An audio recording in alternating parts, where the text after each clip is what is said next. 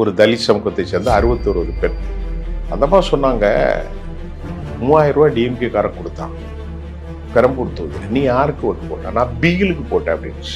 திராவிட முன்னேற்ற கழகத்தினுடைய ஒரு செய்தி தொடர்பாளர் அல்ல, ஒரு முக்கியமான ஆளுமை. அவருடைய மனைவி 50 வயதுக்கு மேல இருக்கும். அந்த அம்மாட்ட கேட்டேன், நான் இந்த தடவை தாவைக்கு தான் போட்டேன். உங்க ஹஸ்பண்டுக்கு உங்க தொழிலே அதானே? இல்ல எனக்கு அது அவரு பேசுவார், நான் தாவைக்கு தான் போட்டேன். என்ன ஷாக்குன்னா மத்தவங்க போட்டதெல்லாம் பிரச்சனை இல்லை. இப்போ நண்பர் பாண்டியன் கூட பேசுறாரு, தலித் ஓட்டு போயிட்டு தாவைக்கு ஓட்டு, அதெல்லாம் வேற. இந்த முஸ்லீம் பையனும் இருக்கான பாருங்க, அவன் ஓட்டே போட மாட்டான், அவனோட டிஎம்கே தான் போடுவான். அப்படிதான் நான் பார்த்திருக்கேன் இதுவரை. ஆனா இவனு எல்லாரும் மாறி தாவைக்கான்னு போனதான் நான் இதுவரைக்கும் பார்க்காத ஒரு உண்மையாக்கு சார். எல்லா மதமும் சம்மதம்லாம் சொல்ல மாட்டேன், எனக்கு அதெல்லாம் நம்பிக்கை கிடையாது. எனக்கு ஒரு ஐடியாலஜி உண்டு மதங்களை பத்தி. ஆனா எல்லாரும் இணைஞ்சி சாதி மதத்துக்கு அப்பாற்பட்டு வாக்களிச்சான் பாருங்க விஜய்க்கு, அது எனக்கு ஒரு பெருமையா தான். ஆனா இந்த அரசியலை ஆதாயத்துக்காக குழந்தைகளை பகடைக்காயாக்குவது ஏற்கத்தக்கதா? இது ஒரு பெரிய ஆபத்தான, கேவலமான, இழிவான ஒரு விஷயமா நான் பாக்குறேன்.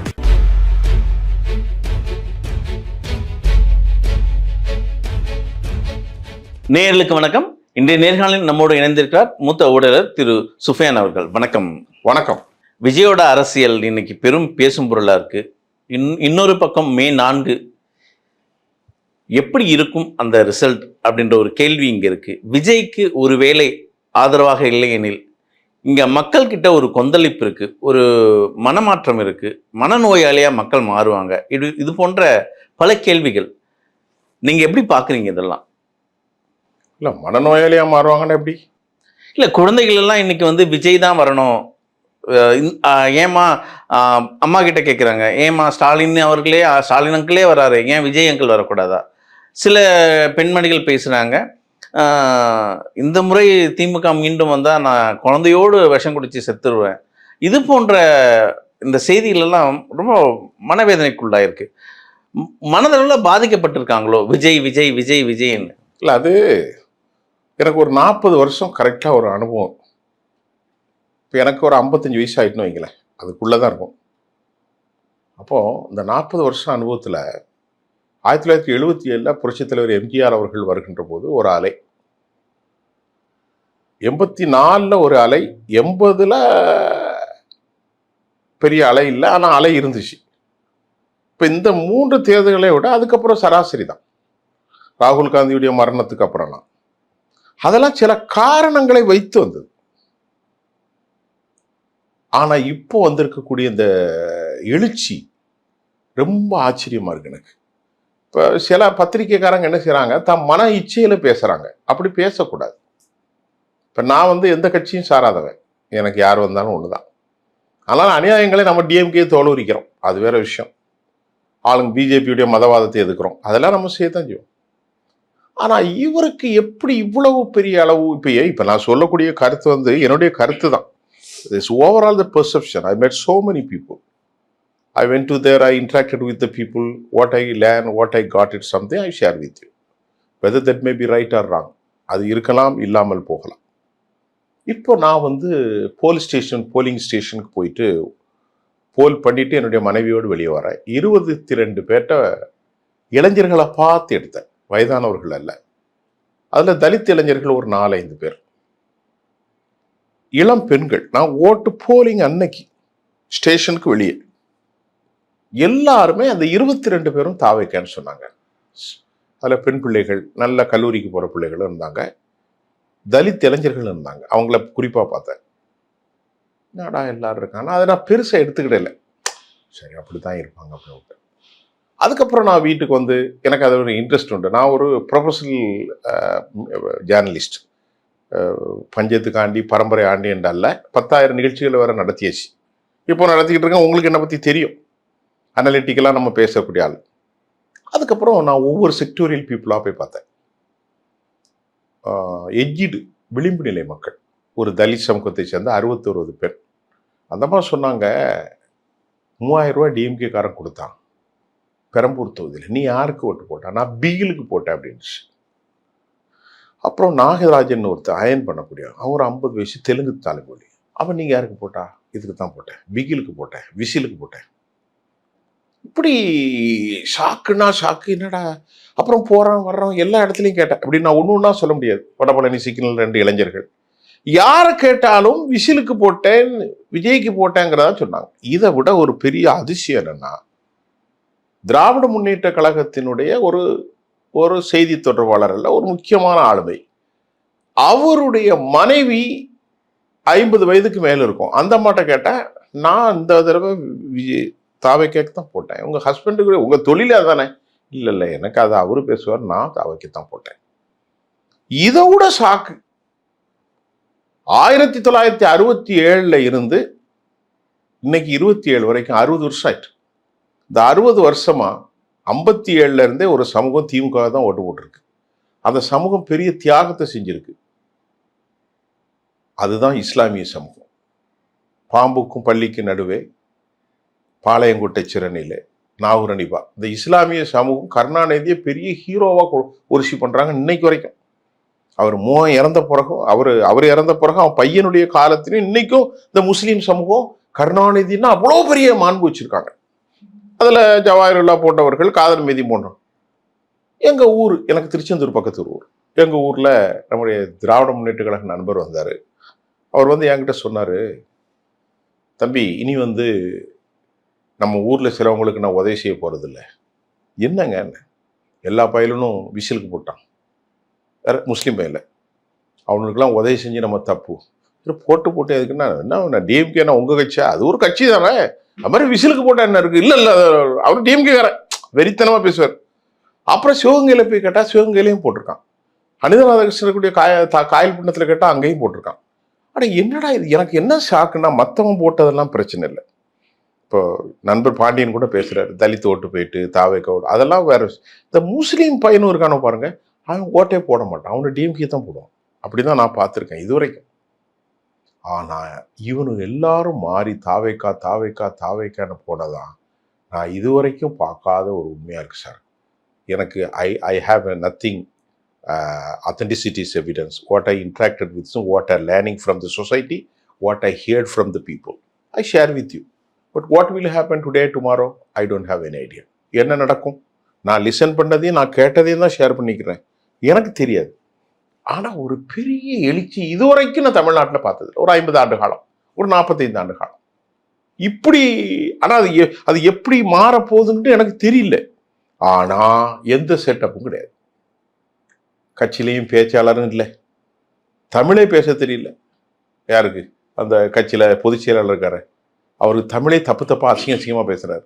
புஷி ஆனது இந்த பணம் இருக்கிறனால இந்த ஆதவார்ஜின்னு கொஞ்சம் வெளியே தெரியறான். அப்புறம் அவனும் பெரிய ஒரு விசேஷமான ஆள் இல்லை. அன்னைக்கு 67 திமுகல பேரறிஞர் அண்ணா இருந்தார், சிறந்த கல்வியாளர். டாக்டர் எம்ஜிஆர் இருந்தார், சிறந்த அறிவாளி. கருணாநிதி இருந்தார், பெரிய அறிவாளி. மதியழகன், நாவலர் நெடுஞ்செழியன், ஈவிகே சம்பத், அப்புறம் நாஞ்சில் மனோகரன். அடே அப்பா, அவ்வளோ பெரும் தலைவர்கள் சொல்லி மாளாது. 2ஆம் மட்ட தலைவர்கள்ல ராசாராம் போன்றவர்கள் இருந்தார்கள், செய்தி நிறைய பேர் இருந்தாங்க. அவர்கள் எல்லாருமே பட்டதாரிகளாக இருந்தார்கள். ஜே அன்பழகன் பேராசிரியராக இருந்தார். பேச்சு கணீர் இருக்கும், தமிழும் இருக்கும் ஆங்கிலமும் இருக்கும். அது ஒரு விதமான எழுச்சி தமிழ்நாட்டில். அன்னைக்கு காமராஜுக்கு எதிராக ஜமீன்தாரி கட்சிக்கு எதிராக வந்தாங்க. அதுக்கப்புறம் 72 எம்ஜிஆர் 73 உலகம் சுற்று வாலிபன்.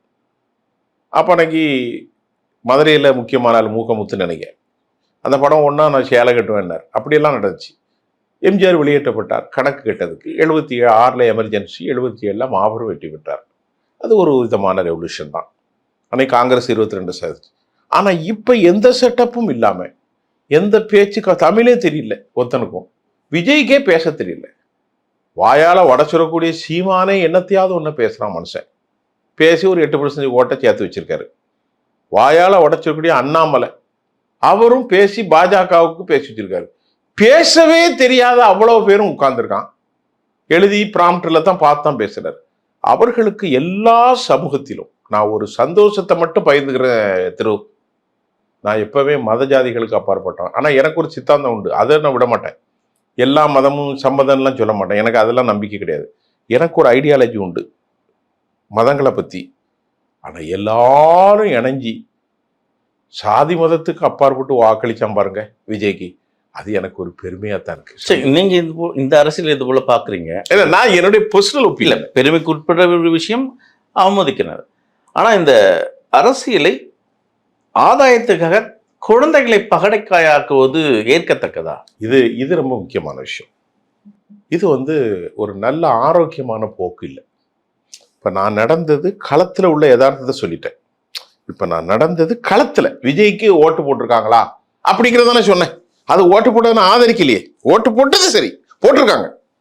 இப்ப நீங்க சொல்ற மாதிரி உளவியல் ரீதியா இது ஒரு பெரிய ஆபத்தான, கேவலமான, இழிவான ஒரு விஷயமா நான் பாக்குறேன். விஜய்க்கு ஓட்டு போடலாம், அவர் வரலாம், அதெல்லாம் வேற விஷயம். போட்டிருக்காங்க.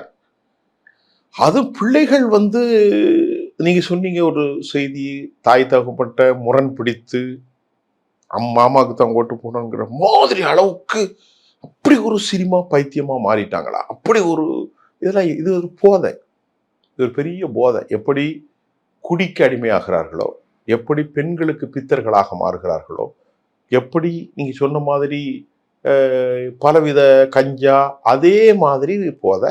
அப்படி போதையில் இருக்கிற அளவுக்கு இந்த விஜய்ங்கிற தலைவர்கிட்டயோ அவன் கட்சியில் இருக்கிறவர்கள்ட்டயோ ஒரு பெரிய ஒரு இது ஒண்ணு இல்லை. அவர்கள்ட்ட ஹேவ் அ நோ, எந்த விதமான ஒரு மக்களுக்கான செயல் திட்டமோ எதுவுமே இல்லை. ஆனா 41 பேர் உயிரை கொடுக்குறான். அது குறித்து யாராவது இன்னைக்கு வரைக்கும் பேசியிருக்கானா? இந்த உயிர் போயிருக்கே, இதற்கு விஜய் தான காரணம்னு யாரும் சொல்லலை. அதை பத்தி யாரும் சொல்லலை. மக்கள் அது டசன் கேர் அபவுட் இட். ஒரு பிரிசியஸான வேல்யூபிளான ஒரு லைவ்ஹுட், ஒரு ஆத்மார்த்த வாழ்க்கை, அதை கூட மக்கள் மதிக்கலை. அப்ப எந்த அளவுக்கு தமிழ்நாட்டு மக்கள் இருக்கானா? நீங்க சொன்ன மாதிரி உளவியல் ரீதியாக இது உண்மையாக இருந்தால் தமிழ் சமூகம் பெரும் பாதிப்புக்கு ஏற்படும். நான் 1977 அப்புறம் 80 நினைச்சேன். அன்றைக்கு புரட்சி தலைவர் எம்ஜிஆர் அவர்கள் பெரிய கரிஸ்மாவா இருந்தாருன்னா அன்னைக்கு ஊடகம் இல்லை. அன்னைக்கு தினத்தந்தி பேப்பர் தான் படிக்கணும். கன்னித்தீவு கதை இருக்கும், சாணக்கியன் சொல்லு இருக்கும், வேற எதுவுமே கிடையாது. ஆனா இன்னைக்கு அப்படி இல்லை. 60 ஆண்டுகளுக்கு பின்பு அமெரிக்காவில் நடப்பதை, ட்வின் டவர் தட்டப்பட்டு எரிந்து கொண்டிருப்பதை காணொலியில நாம ஆண்டிப்பட்டியில உட்காந்து பார்க்கிறோம். எங்கேயாவது ஒரு கிராமத்துல உட்காந்து பார்க்கிறோம். பனைக்கு மேல ஏறிக்கு வந்து பார்க்கலாம், புதற்குள்ள உட்காந்து பார்க்கலாம். அப்படிப்பட்ட உலகம் வந்துருச்சு. ஆனாலும் இந்த அளவிற்கு அவர் மீது இன்னைக்கு மக்கள் வாக்களிப்பது பொதுவாக உங்களை மாதிரி வயசு, என்னுடைய 50 வயது ஆனவர்கள் வாக்களிப்பது கொஞ்சம் சிந்தனை. சின்ன குழந்தைகளுக்கு எதுவும் இல்லை.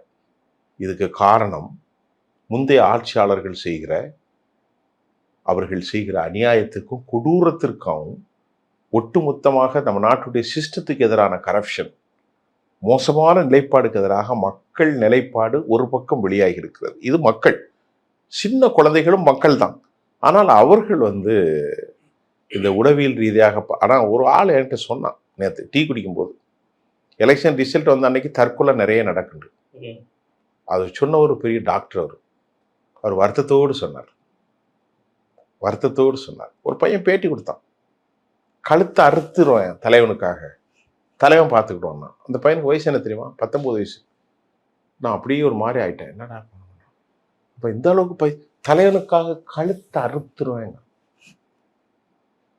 என்ன அவன் பாவம், அவங்க அப்பா அம்மாலாம் கூலி வேலை செய்யறவங்க. அவன் சிரிக்கவே இல்லை. குடும்பத்தை தலைவன் பார்த்துக்குவாங்க. தலைவன் எங்க இருந்து பார்ப்பான்? தலைவன் 41 செத்து போனான். அவனை கூப்பிட்டு தலைவன் வீட்டுக்குள்ள வச்சே கொடுத்துட்டு போயிட்டார். பாருங்க, இதெல்லாம் சொல்றதுக்கு இல்ல. அதுதான் இது ஒரு பிரச்சார யுக்தியா விஜய் கையில எடுத்தாரா? இல்ல, பிரச்சார யுக்தினாலும் அவர் எடுப்பாரு. ஏன்னா கிராமப்புறங்கள்லயும் அவரோட பிரச்சாரம் போய் சேரல, புறங்கள்ல போய் சேரல. அது ஒரு பெரிய கட்டமைப்பே இல்லை. இதை எப்படி எடுத்துக்கிறது? அதுதான் கொள்கை ரீதியாகவும் பேசல சார். அவர் எதுவுமே, நான் இப்ப என்ன சார் சொன்னேன், தலைவர்களும் இல்லை, அவரும் பெரிய கவர்ச்சியா பேசல, அவரும் தனியா இதுவரைக்கும் மீடியாவை சந்திச்சதும் இல்லை. ஆனால் அவருடைய படங்கள் போய் சேர்ந்திருக்கு மக்கள்கிட்ட. இல்லன்னா இப்படி விஜய் படங்கள் கருத்துள்ள படமா கிடையாது. அது அந்த அளவுக்கு பைத்தியக்காரன் உலகம் மாறி போச்சு. அறிவிட்ட படங்கள்லயும் அந்த மாதிரி பேரறிஞர் அண்ணா சொன்ன மாதிரி அன்னைக்கு கண்ணதாசன் எழுதின மாதிரி பாடல்களே இல்லை. ஏதோ ஒரு பொம்பளை பிடிச்சி ஆடுன்னு ஆடிக்கிட்டு இருப்பான். சரி, இவ்வளோ இருக்க நான் நினைச்சேன், இந்த பெண்டாட்டி பிள்ளையில விட்டுட்டு இன்னொரு த்ரீசான்னு ஒரு நடிகையோட அவருக்கு உறவு இருக்குன்றலாம் சொல்லி எத்தனையோ பேர் பேசினானே. அதை பத்தி கூட மக்கள் கவலைப்படலையே. ஒரு முஸ்லீம் பெண்ணு பேசுறா, எனக்கு புருஷனை பிடிக்காது, அவரை பிடிக்கும் விஜய், அதை போட்டு பாயெல்லாம் அந்த சொசைட்டியில் கிளின்னு கிளிக்கிறான். அது எப்படி மாறி போச்சுன்னா, ஒட்டுமொத்த தமிழ் குடிகள் எல்லாம் ஒரே குடி தானே. தலித்துன்னு வச்சுக்கிட்டாலும் சரி, நாடார்னு வச்சாலும் சரி, இஸ்லாமியர்களாக இருந்தாலும் சரி, கிறிஸ்தவ எல்லாமே ஒரு குடி தான். தொடர்ந்து பேசும். மிக்க நன்றி.